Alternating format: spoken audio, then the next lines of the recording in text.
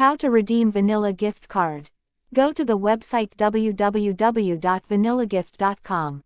On the homepage, locate and click on Sign in to log into your account. Enter your login details carefully and click Sign in to access your account. Once you're signed in, you will see various options listed at the top of the page. From the options available, click on Activate your card, which is the same as redeeming your card. After clicking on Activate your card, it will take you to the card details entry page.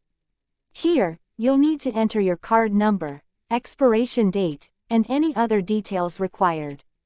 From the options displayed listed on the screen, you are to follow Activate Gift Card option. Click on Continue and carefully follow the prompts provided for card activation. Once all steps are completed, your Vanilla gift card is successfully activated or redeemed. Thanks for watching.